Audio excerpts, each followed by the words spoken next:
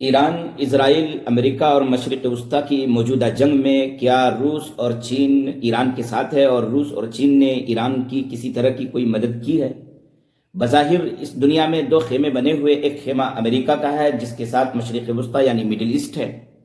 اسرائیل ہے اور یورپین ممالک ہے، اور دوسرا خیمہ رسیا اور چائنا اور ایران اور شمالی کوریا اس طرح کے ممالک کا ہے۔ تو کیا یہ ممالک جو کہ دوسرے خیمے میں ہیں، یعنی روس نے یا چین نے یا شمالی کوریا نے ایران کی کسی طرح کی کوئی مدد کی ہے؟ ایران کو ہتھیار دیا ہے، ایران کے لیے معاشی طور پر کچھ کیا ہے، اقتصادی اور تجارتی طور پر وہ کچھ کرنا چاہ رہے ہیں، یا ڈپلومیٹک طریقے سے، اسٹریٹجک طریقے سے کوئی کام کیا ہے؟ تو بظاہر انہوں نے صرف اعلان کیا ہے۔ ان کے وزرائے خارجہ نے یہ اعلان کیا ہے کہ ایران کے اوپر جو حملہ ہوا ہے وہ ایک قسم کی جارحیت ہے اور ایسا نہیں کرنا چاہیے، اور ہم امریکہ و اسرائیل سے اپیل کرتے ہیں، درخواست کرتے ہیں اور کہتے ہیں کہ اس جنگ کو فوری طور پر روکا جائے۔ انہوں نے اقوام متحدہ میں بھی کوشش کی کہ سلامتی کونسل کی میٹنگ ہو جائے، تو اقوام متحدہ کیا ہے؟ اقوام متحدہ کے پاس کون سی طاقت ہے کہ وہ سلامتی کونسل کی میٹنگ کر کے ایک بیان جاری کر سکتا ہے اور بس ایک اپیل کر سکتا ہے؟ اقوام متحدہ اس طرح کا کوئی کام نہیں کر سکتا ہے۔ اس وقت تو اسرائیل اور امریکہ پوری دنیا کا دادا ہے اور وہ جو چاہتے ہیں کرتے ہیں، لہذا روس کی طرف سے یا چین کی طرف سے اگر کسی طرح کی کوئی امید کی جا رہی اس بات کی کہ جس طرح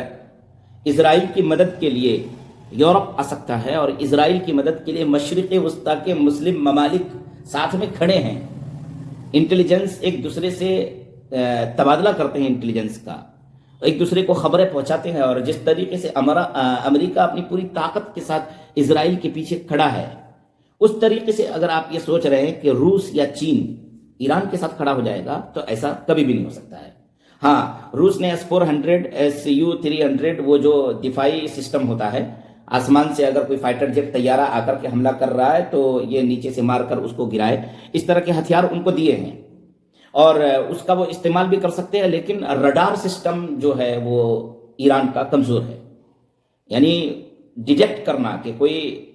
حملہ کرنے کے لیے کوئی طیارہ آیا ہے، B-2 بومبر آیا ہے یا B-1 بومبر آیا ہے یا کوئی فائٹر جیٹ طیارہ آیا ہے، F-15 آیا ہے، F-16 آیا ہے، اور ہم اس کو ڈیٹیکٹ کر رہے ہیں اور اس کے اوپر ٹارگٹ کر کے اس پر حملہ کر رہے ہیں، تو اس طرح کی صلاحیت یعنی فضائی دفاعی سسٹم اور نظام، ایئر ڈیفنس سسٹم اور نظام، یہ ایران کے پاس موجود نہیں ہے۔ چائنا سے بھی ان کو کچھ ملا ہے، چائنا سے وہ GPS سسٹم ہوتا ہے، جس GPS سسٹم کے ذریعے آپ میزائل جب مارتے ہیں تو وہ ٹارگٹ پر جا کر کے لگتا ہے، تو وہ GPS سسٹم امریکہ کے پاس ہے یا چائنا کے پاس ہے؟ تو ایران جو استعمال کرتا ہے وہ چائنا کا استعمال کرتا ہے، چائنا کو تیل دیتا ہے اور اس کے بدلے میں ان کا GPS سسٹم، ان کے دیگر اور بھی سسٹم ہیں، اس کو رڈار کا جو سسٹم ہوتا ہے، جو سیٹلائٹ کا سسٹم ہوتا ہے، چائنا کا اپنا سیٹلائٹ ہے، تو اس سسٹم کو یہ استعمال کرتے ہیں اور استعمال کر کے یہ موجودہ حملوں کو جو مختلف ٹارگیٹڈ پہ کر رہے ہیں، تو اس میں وہ چائنا کے سسٹم کو استعمال کر رہے ہیں اور چائنا سے مدد لے رہے ہیں۔ لیکن چائنا یہ ڈپلومیٹک مدد دے رہا ہے، اسٹریٹجک مدد دے رہا ہے، یعنی کہ آپ ہم کو تیل دیجئے، ہم اس طرح کی مدد آپ کو دیں گے، اور کچھ پارٹس وغیرہ بھی ایک دوسرے کے یہاں بھیجتے ہیں، ٹرانسپورٹ اس کا ہوتا ہے۔ اس کے علاوہ چائنا سے اگر آپ یہ امید کرتے ہیں کہ چائنا اپنے ہتھیار یہاں پر کارگو جیٹ کے ذریعے، طیارے کے ذریعے بھیج دیں گے اور ایران کے پیچھے مکمل طور پر کھڑے ہو جائیں گے اور ایران کی مدد کریں گے، یا روس آ جائے گا، چونکہ روس خود یوکرین میں الجھا ہوا ہے، یوکرین میں وہ ایک جنگ لڑ رہا ہے، تو روس آ جائے گا، ایسا مشکل ہے۔ ایران کو خود یہ جنگ اکیلے لڑنا ہوگا۔ تو کیا ایران کے پاس اتنی طاقت ہے کہ وہ اکیلے اس جنگ کو لڑ لے گا؟ جب غزہ پٹی میں 40 کلومیٹر اور 10 کلومیٹر، 40 کلومیٹر غزہ پٹی کی لمبائی اور 10 کلومیٹر اس کی چوڑائی تھی، اور اس غزہ پٹی میں جب یہ جنگ کے حالات بنے ہوئے تھے تو انہوں نے 2 سال تک جنگ لڑے، اور کس کے ساتھ لڑے؟ اسی اسرائیل کے ساتھ جو بالکل بغل میں، ابھی تو اسرائیل بہت دور میں واقع ہے نا، یہاں سے وہ 2000 کلومیٹر کی دوری پر ہے اور وہاں سے وہ اڑ کر کے جاتا ہے، پھر حملہ کرتا ہے، اور وہاں تو بالکل بغل میں تھا، اور ایک طرف نہتے لوگ تھے حماس، اور ان کے مقابلے میں اسرائیل تھا اور پورا امریکہ تھا اور پورا یورپ تھا،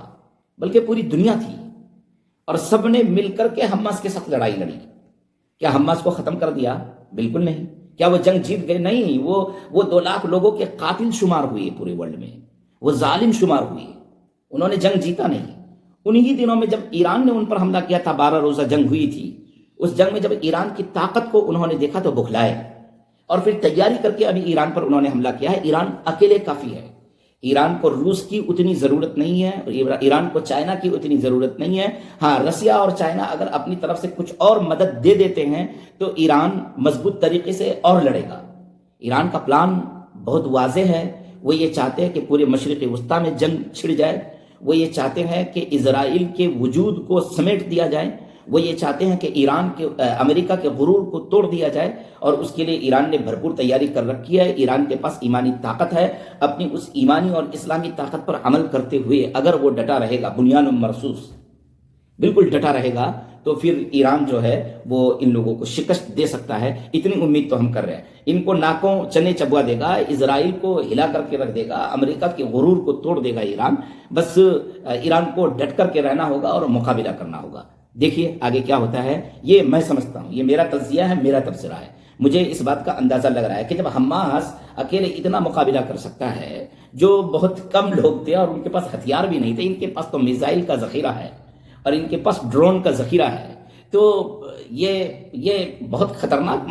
اور پیچیدہ مسئلہ ہو جائے گا، اور یہ چھوڑے گا نہیں، یہ بہت مارے گا اور یہ ان لوگوں کے وجود کو مٹا دے گا۔ دیکھیے آگے کیا ہوتا ہے، وقت کا انتظار کیجیے۔ روس اور چین کی اتنی مدد کی ضرورت نہیں ہے، اس بات سے مایوس ہونے کی ضرورت نہیں کہ روس مدد نہیں کر رہا ہے یا چین مدد نہیں کر رہا ہے۔ یہ لوگ جو اسٹریٹجک مدد کر رہے ہیں، جو ڈپلومیٹک مدد کر رہے ہیں، وہ کافی ہے، اس سے زیادہ مدد کی ضرورت نہیں ہے۔ ایران اکیلے کافی ہے ان سے لڑنے کے لیے۔